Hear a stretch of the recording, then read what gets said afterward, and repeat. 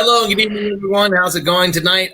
Welcome to our previously postponed virtual star party, the first one of the year for 2021. And we've got some amazing things to go over tonight. And right now we have our host and also the lead for our virtual star parties. We got Jeff Gonyea out in the freezing cold, ready and excited to share with us some of the amazing constellations and other things in the night sky tonight. Jeff, how you feeling out there? You all bundled up and warm? I am all bundled up, or as my 9-year-old likes to say, bungled up. Well, we obviously there's a lot of stuff that's going on. It's we ended on a great note last year with the Great Conjunction. Folks were really excited about that. We had so many people that tuned in. It was the best virtual star party that we've had so far. There's so many amazing events coming up this year, and we're going to start strong tonight. So I know we got some constellations you wanted to show, but the night sky's a little difficult trying to show a laser pointer. So you're going to point out some stuff to us, and then I'm going to show it to you a little bit later on a really cool free platform called Stellarium. So Jeff will hand it over to you and give us some details about what people can see tonight. Awesome, Ron. Thank you so much. Hey, everybody. Jeff Gonyea, Space Education Specialist with the Space Foundation Discovery Center. And yes, I am outside. The temperature says 30, but it's one of those feels like 11 degrees. It is super cold here in Colorado Springs, so I need to give some love to my beautiful cameraman wife behind the camera that's holding it for me tonight.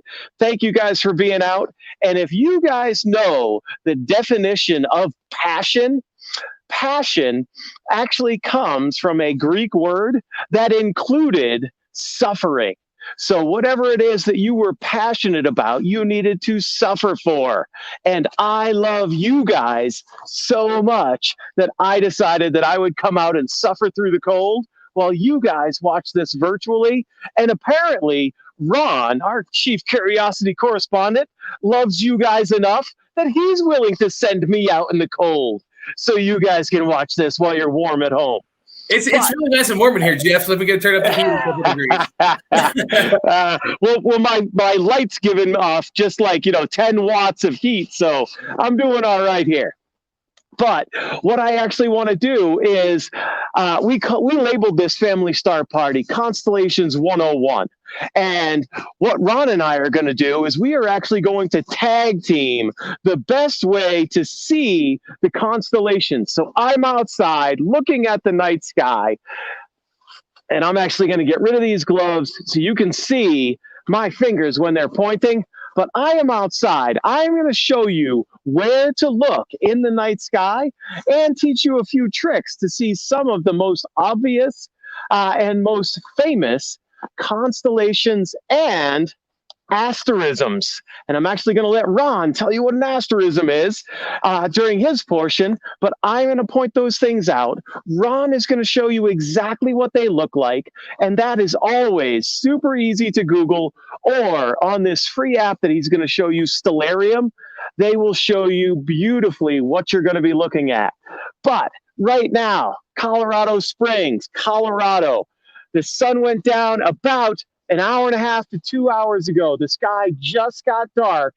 If we pan over just a little bit, you can probably see the outline of our mountains that are darker, and then the sky is almost black. So this is a great time to get out. And what constellations you're going to be able to see depend on the time of year and what time it is that you go outside. So without being able, since we're doing this virtually and a laser pointer pointing at the constellations, as long as you check for planes first, really works much better in person, I'm going to teach you a cool trick. If you have a compass on your phone, use the compass. There's lots of free compass apps, but find due north and then stand due north. And that will be your starting point for finding these objects in the night sky. And actually, what we're going to be looking at tonight is mostly in the northern section. And then when we do a future family star party, we will do some other lesser known constellations. So right now, I am standing due north in Colorado Springs. That means if I am facing north towards you, the mountains are to my left. Colorado, we have it nice and happy. We always know the mountains are to the west. So west is that direction, north, east, and south is going to be behind me. So let's start with the most famous, what everyone calls a constellation. Actually, before we do that, let's give a quick Constellations 101. There are, quick quiz, how many constellations that are recognized by the IAU, the International Astronomical Union? There are 88 constellations, and at least 48 of those go back 2,500 years to when early humans were looking up at the night sky, seeing those bright dots the same way that we see them, and seeing pictures in the night sky. So 88 of those shapes that are in the night sky, because the shapes are just made up. Obviously, there isn't a bear in the sky, or a dipper in the sky, or an archer in the sky. That's just what people saw when they put together groups and pairings of stars, and they labeled them what the constellations are. I'm not going to list all 88 for you. That is something cool that you get to look up afterwards. So, to Constellations 101. Again, I am facing due north. What we are going to do is we are going to start with something that's not a constellation. I hope you're okay with that since we called it Constellations 101, but everyone thinks it's a constellation. It's the Big Dipper. The Big Dipper is part of a constellation, which is called Ursa Major, or the Great Bear. But the Big Dipper itself is not actually a constellation. Ron's going to tell you the name of what that is later. But in the Northern Hemisphere right now, facing due north, actually, where I'm standing, based on the time, the Big Dipper has not actually risen for me yet. Only 2 stars are visible behind you, my audience, the camera. But if you look due north, you will see that very famous 4-starred pot, which is almost a square. It's the trapezoid. The top of the pot is a little bit wider than the bottom of the pot. And then those 3 stars that make the curved handle. That is the Big Dipper. Fun fact trivia, it's not actually 3 stars that make up the curved handle.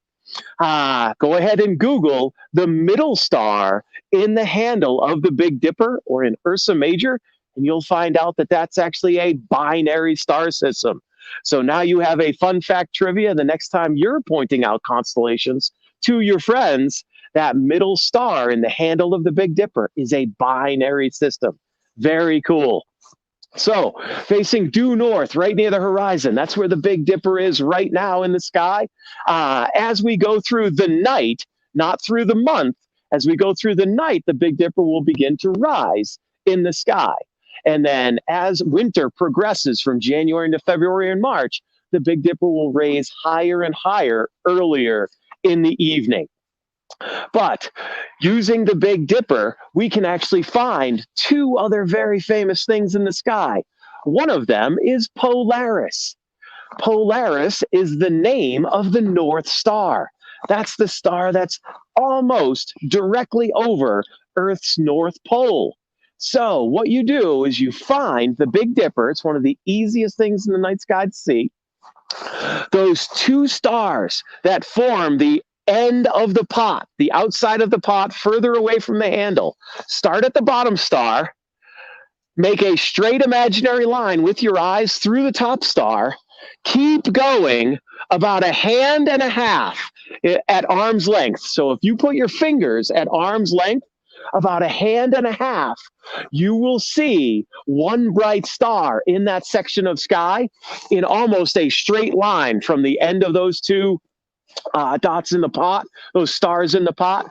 That is Polaris. That is the North Star.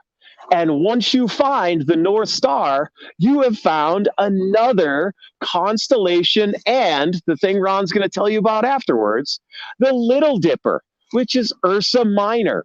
The Little Dipper is the other thing Ron's going to tell you about. Ursa Minor is the constellation that the Little Dipper is part of. That's the Little Bear. But Polaris is actually the end of the curved handle of the Little Dipper.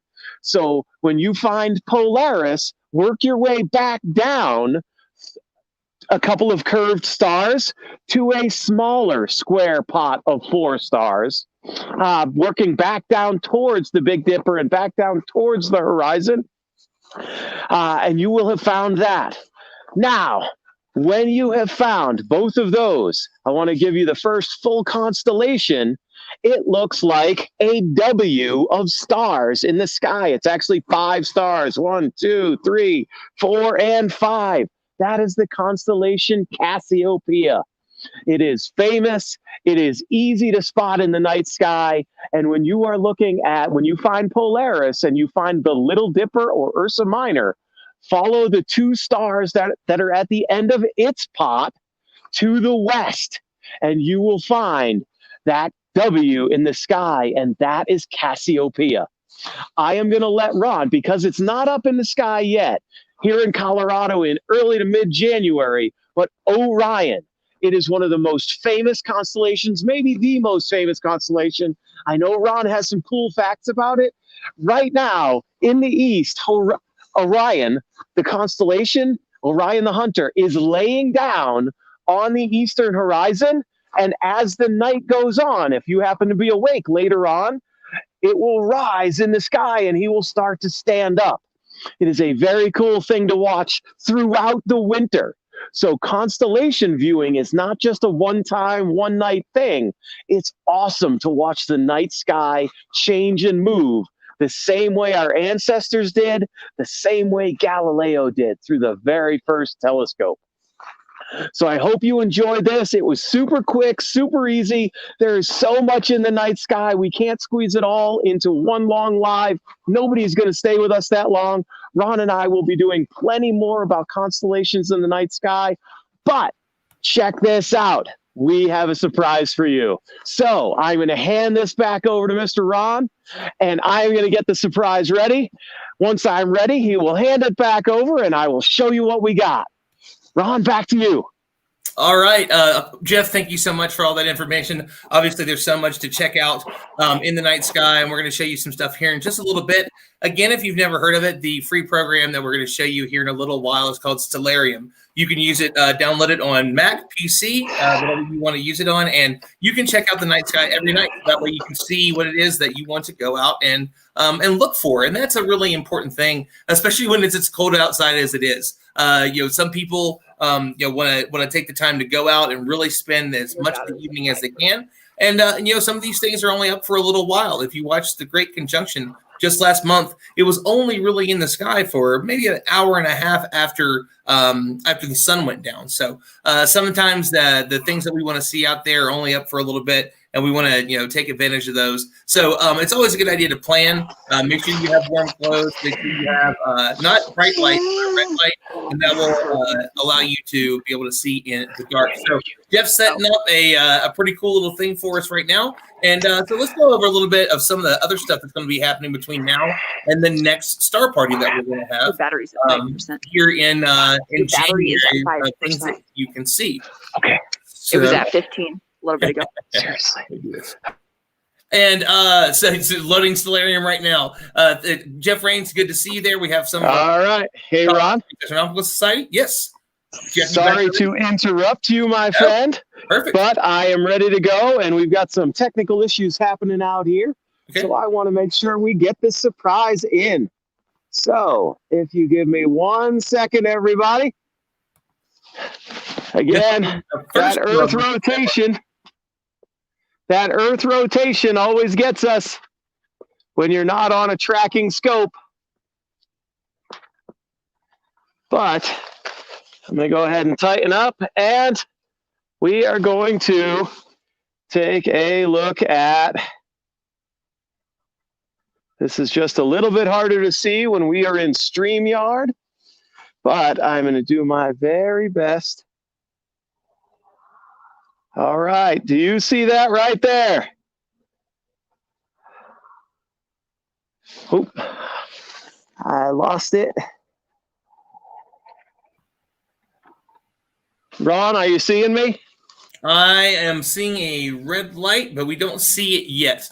Just so, in case you were wondering, folks, astronomy is not the easiest thing in the world. It does take time and expertise, and Jeff's trying to find us what is something that is very small in the night sky right now, but will be a first for us that we've ever shown on a star party as he gets it all lined up there.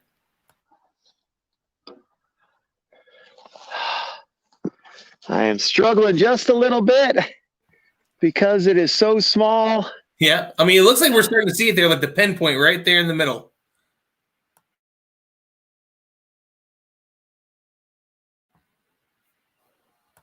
That may be it.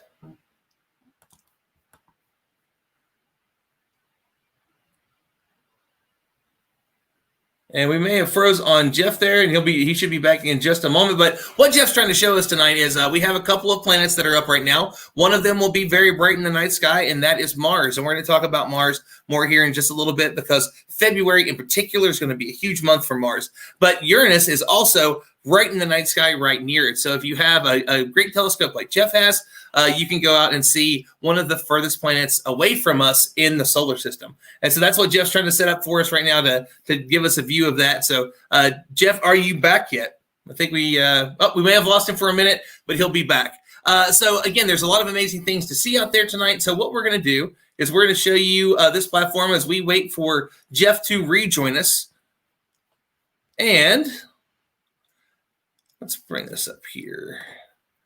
So Stellarium, again, is a free platform where you can look at the night sky and see what's out there. And this is the best part about this is, again, you can plan your night and you can go out and see a variety of different things. Jeff was talking just a little bit ago about about Orion. And Orion is right here in the center of our screen. And Orion, as if you've never seen it before, does look like the Archer. And you may have heard of a star last year. It was very popular around this time of year called Beetlejuice. And Beetlejuice, and you may have also heard of the movie, the classic movie. And if you haven't, please go watch it. It's amazing. Definitely a childhood favorite of mine. And Beetlejuice became popular because it started to dim drastically. And the reason why that was interesting to astronomers, astrophysicists, was the idea that this might be a star that was going to go supernova. Possibly now, it may already have because it is so far away. It actually may have died some time ago, and we're just now going to see the light from that. Almost everything that you see in the night sky is very, very far away, and Beetlejuice is no different. So that one's been very popular, and that is the other shoulder of Orion. So Beetlejuice is one of the brightest things normally in the night sky, and that dimming really caught the attention of astronomers last year. So it has kind of gone a little bit back to normal. There are differing theories on what was going on with Beetlejuice, but we are hoping that in our lifetimes we get to see that. It will actually be so bright it will be nearly as bright as Venus is in the sky during its brightest shining. So we're really looking forward to that to see what else may happen. Next up, as I mentioned a little bit ago, this is Jeff, as he mentioned right here, 500 light years away. So it could have exploded 400 light years, or it could have exploded 400 years ago, and it would still take another 100 years for the light from that explosion to get to us. But if we get to see that supernova, it's definitely going to be one heck of a amazing show. So next up, we're moving through the sky, and you can see that Uranus and Mars are surrounded by some popular constellations. In particular, Aries and Pisces. You probably heard those before. I had some friends that say that they are those things. We won't get into astrology tonight, but that's a totally different animal. Maybe we'll go over that in a future webinar. But Mars is very bright in the night sky, and if you've never seen Mars in a dark sky or even a half dark sky, decent night sky, it's very bright red. It's very obvious what it is. And Mars has a really big month coming up next month. Not only does the U.S., does NASA have a mission that will be landing on the red planet. But China and the UAE also have missions that are on the way. So we're going to be doing a really big in-person event at the Space Foundation Discovery Center, as well as a live stream with some of the top names, industry professionals around the country, around the world. So we're really excited for that. So again, Mars is very prominent in the night sky, and if you see Mars, all around it are some of the most popular ones we have. Oh, and it looks like we have the triumphant return of Jeff. Jeff, how you feeling? Are you feeling a little warm? Feel a little warmer now? He's still connected. So, but as I mentioned, Mars. Ron, are you there? I sure am. Can you hear me? I can now. All right. So, how you feeling? Sorry to interrupt you, Ron. I just wanted to give a quick shout out and apology to all of our viewers and our fans. Talk about the passion. So what happened out there is I was working on a cell phone, and somehow, right in the middle, my battery died, but it was at half. It was at 40% at the start. So I'm not sure what happened there. I truly want to apologize. Ron, before I give up the secret, did you tell them what we were going to be doing? I showed them a little bit of it, but you were more than welcome to share. Actually, it's funny that you mentioned. I just went over to talk about Uranus and Mars, and we were talking a little bit about what you were trying to do, and I mentioned that obviously astronomy is hard. It's not the easiest thing in the world. You've got to learn it. You've got to be able to find your way across the night sky. It's one of the reasons, honestly, this is a great point to bring up. Jeff, myself, other people that are into amateur astronomy, the question that we always get is, what kind of telescope should I get? What kind of telescope should I get? And very rarely is the answer, here's the telescope you should get. It should be, first, what is it that you want to see in the night sky? What is it that you're looking for? You want to see planets. You want to see this. There's nothing wrong at all. And honestly, it's the best advice you can get is to get a star map and go out and learn the night sky and some dark skies first before you even do it. And a lot of this stuff you can see with the naked eye, including Mars, but not necessarily Uranus. But that's what you were going to show, Jeff. So yeah, you want to talk a little bit about what we were hoping to show tonight. And before absolutely, that is, I know you hear this, but that has never happened before. Don't know why it happened tonight. Certainly do apologize for anybody that's watching live. However, we're going to show you planet Uranus in the telescope. Not a lot of people get to see Uranus in the telescope. And if you take a look at the screen right now, what Ron is showing you, notice that you can see Mars as a dot on that screen in the program. However, you cannot see Uranus because it is that far away. And I like to talk about when we look at Mars, and we'll be talking a lot about Mars at the Space Foundation Discovery Center and future family star parties with the Perseverance rover landing next month. But Mars is on average about 40 million miles away. So if you compare that with our moon, which everyone loves to look at, the moon is only 250,000 miles away. Mars is 160 times farther than the moon. Now, we're not talking about Mars today. Today, we were going to show you planet Uranus, that sky bluish green color. It's about 4 times the size of the Earth. And get ready for this number. Uranus is 1.8 billion miles away. It is very, very far away. And right now, we have some clear skies. Tonight's not going to be the only night that it's available. So I'm going to talk to Ron, and we're going to see about getting another view. If not views, we'll at least get some photos, and we'll see if we can't fix the problem that happened tonight.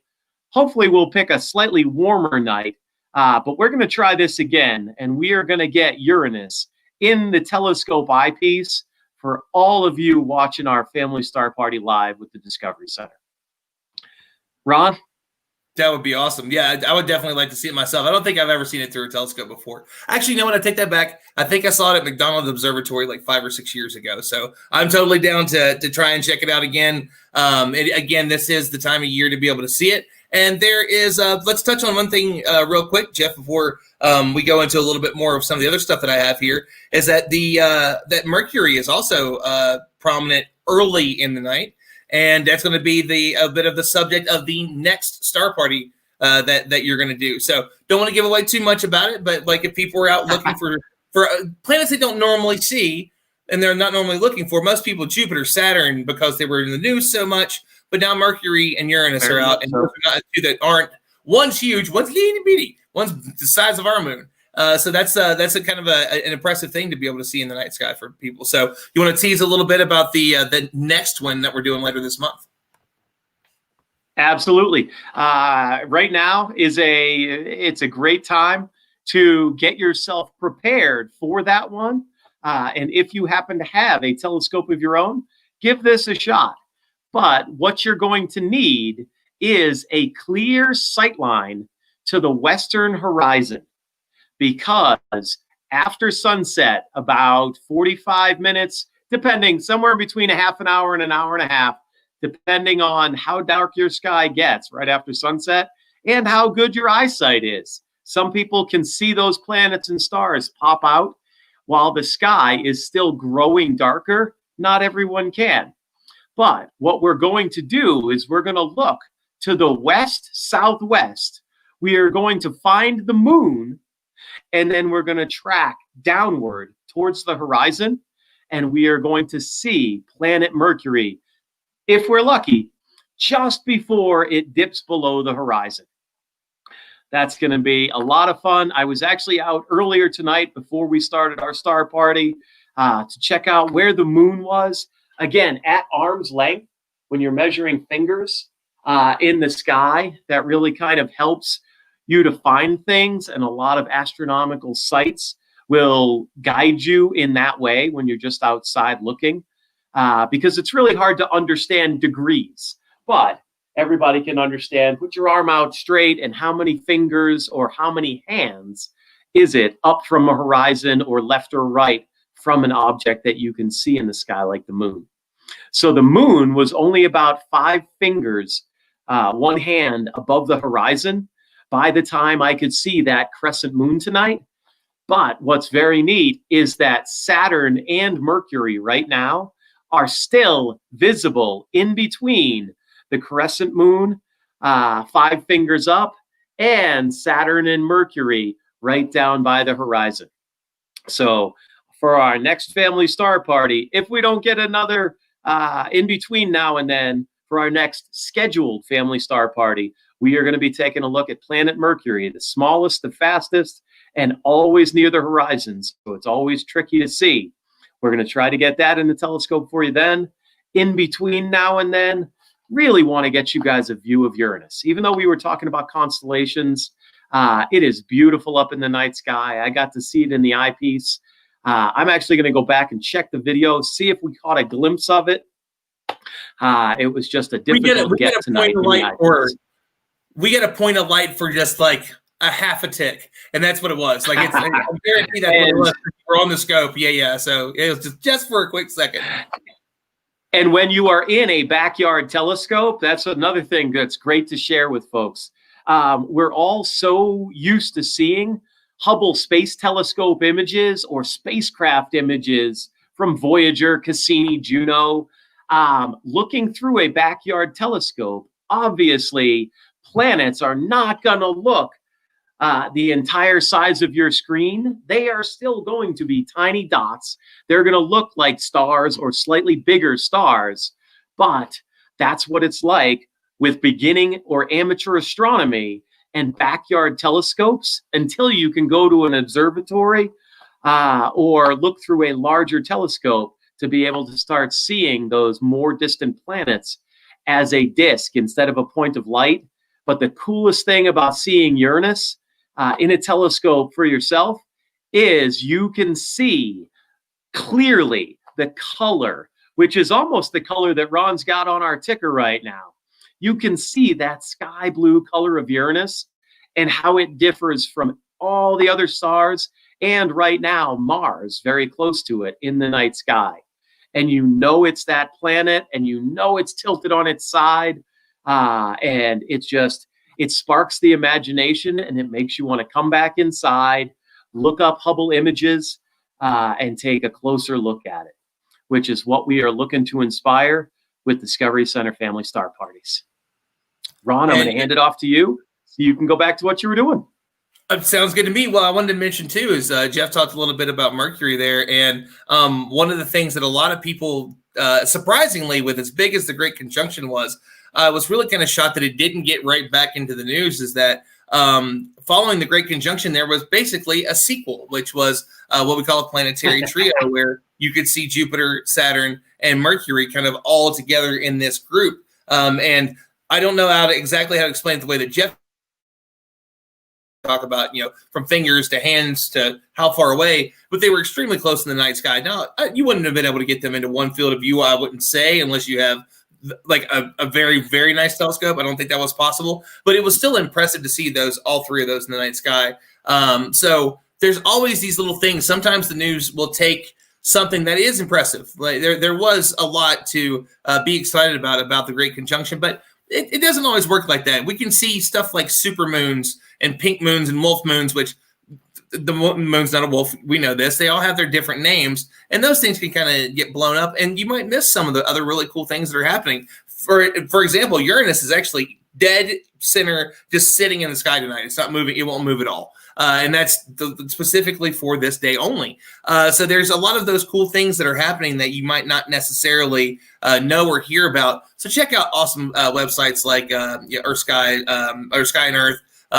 There's tons of stuff for telescopes. Astronomy.com is another wonderful one that they're putting out stuff all day, every day. And we try to do videos and highlight some of the cool things that are happening right here. So again, lots happening in the night sky, and we will touch on one more thing before we wrap up. And so Jeff had made a point earlier talking about the fact that we do have Ursa Minor, which everybody knows as the Little Dipper, is over here. You can kind of see my pointer there.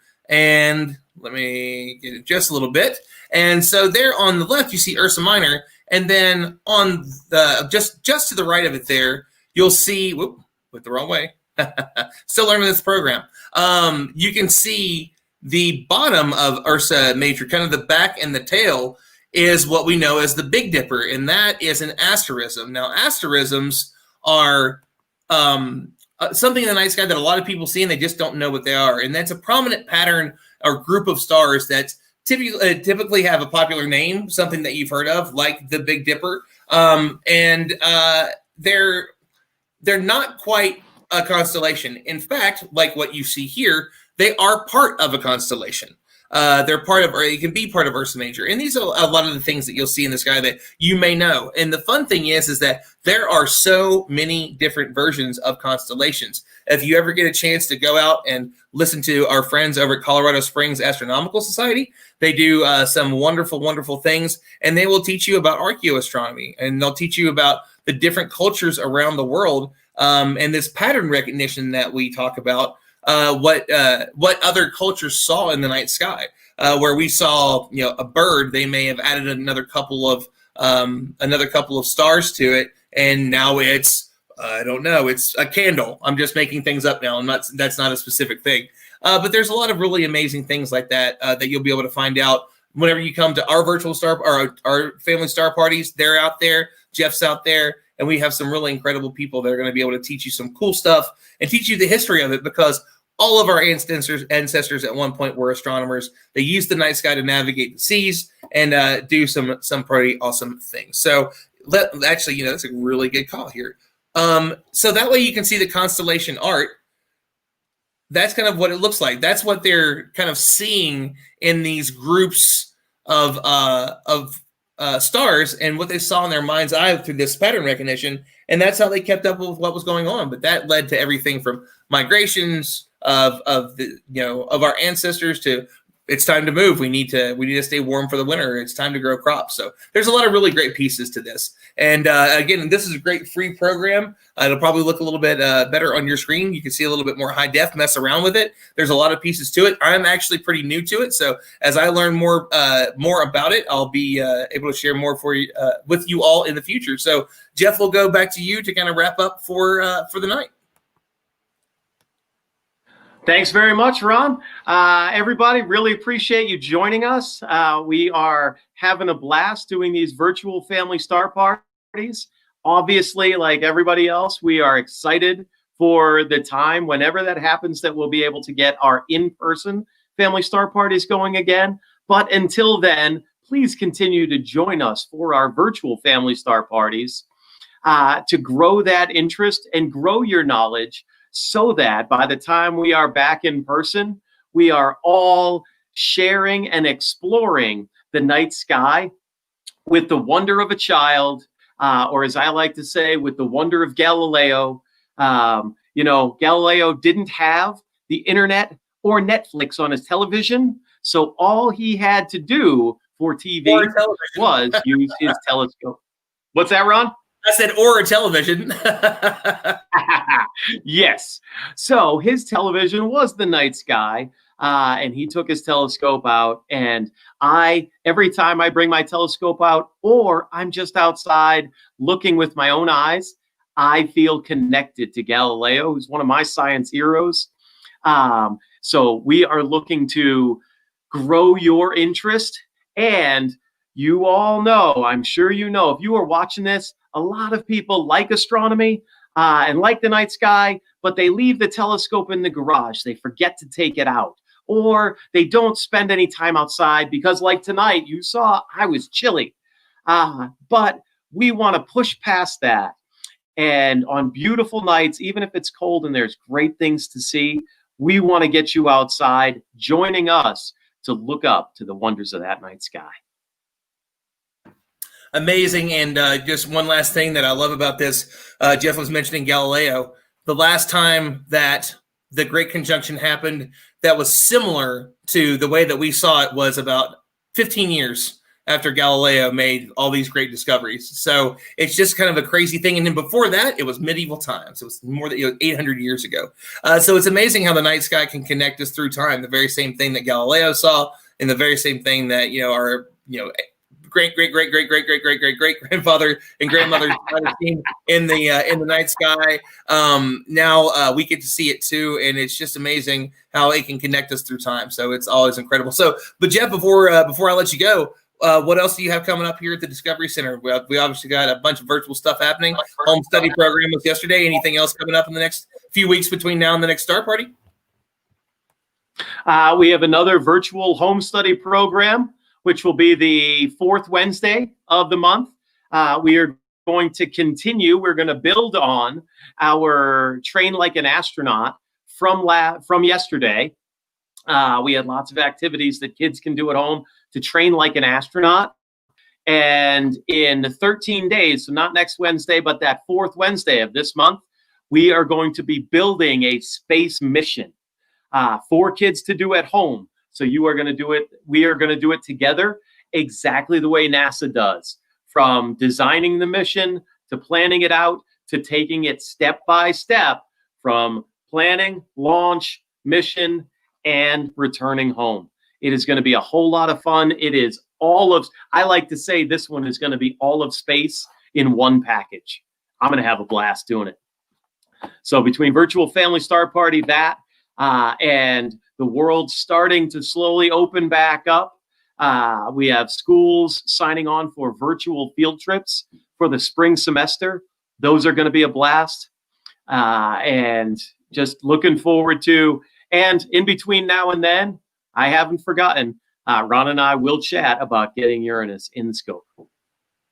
I am stoked for that. And again, there's other major events that are coming up. We're going to try and show you. Today was the Blue Origin launch. They were showing off the new capsule. So one of the major companies that is going to take humans to suborbital space, regular folks like you and I, if you can afford it, are going to be able to take those trips and get that overview effect, seeing the Earth from space. We were looking at another possible starship SN9 test tomorrow, and then on Saturday there's going to be a test for SLS for them, the first firing of the engines, and that's going to be the rocket that NASA is going to send the first woman, next man to the moon, and then eventually astronauts to Mars. We're talking about just this is the future. You get to be a part of the future. We're going to be doing live streams of both of those as they come up, and all the other launches that are coming up in the future. So star parties, rocket launches, we're here for you. Always let us know if you have any questions, and we will see you. We will see you all on the next one. Thank you so much for joining us tonight. And Jeff, thanks for getting out in the cold for us, brother. Absolutely, I do it all for you. Bye, everybody.